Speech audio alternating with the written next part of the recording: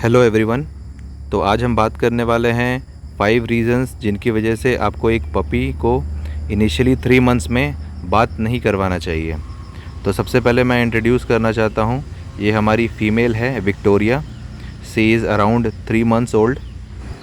तो आज 3 months complete होने के बाद विक्टोरिया अपना पहला शावर लेने जा रही है और आप देख सकते हैं यहाँ पर हम वाटर रेडी कर रहे हैं। तो आइए अब हम बात करते हैं 5 पॉइंट्स के बारे में।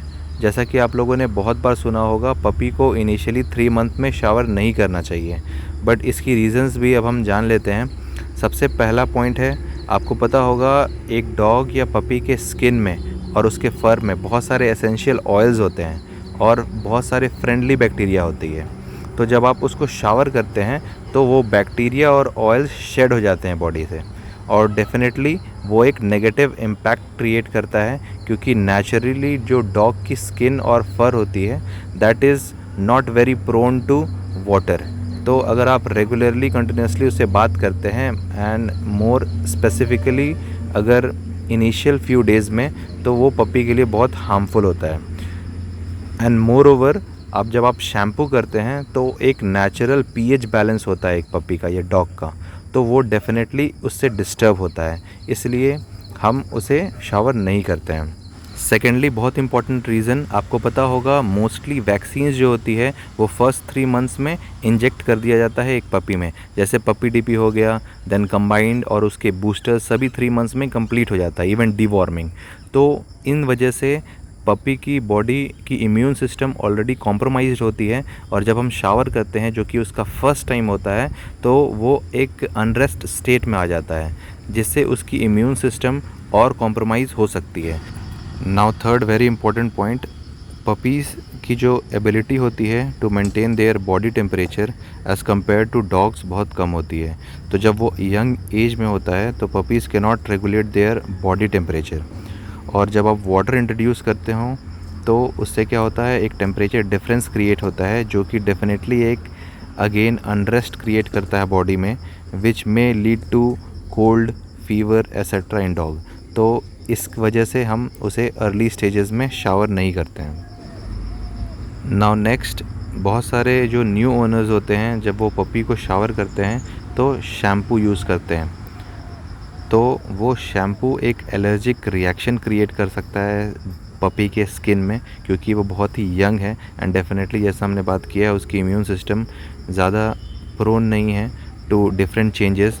तो जब आप एक न्यू एलिमेंट इंट्रोड्यूस करते हैं उसके बॉडी में, तो वो एक एलर्जिक रिएक्शन क्रिएट कर सकता है, which may lead to skin problem और इरिटेशन। डेफिनेटली एक डिस्कम्फर्ट क्रिएट करता है पपीज़ में, जो कि डॉग्स उसे एडजस्ट कर सकते हैं, बट पपीज़ नहीं करते हैं एट अर्ली स्टेजेस।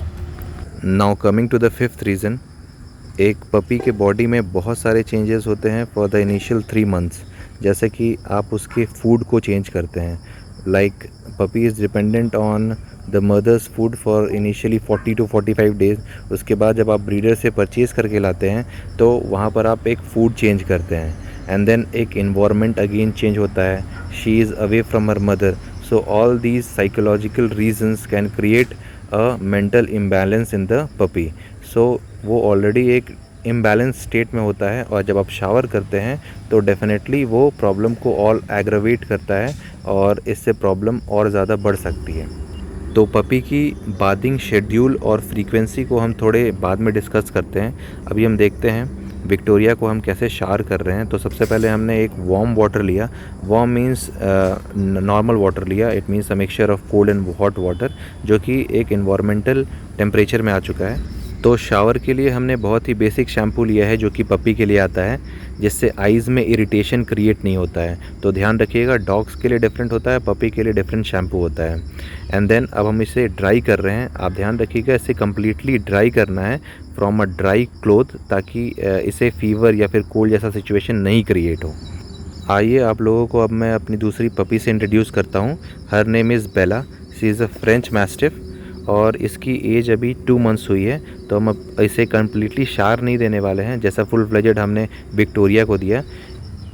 तो सबसे पहले हमने एक क्लॉथ लिया, उसे कम्प्लीटली सोक किया वाटर में और उससे वाटर कम्प्लीटली रिमूव कर दिया निचोड़ कर, और अब हम इसे बिल्कुल ड्राई बाथ दे रहे हैं और बिल्कुल वाटर नहीं है, वाटर कम्प्लीटली यूज़ नहीं कर रहे हैं हम लोग इसमें, और ना ही शैम्पू को यूज़ किया गया है।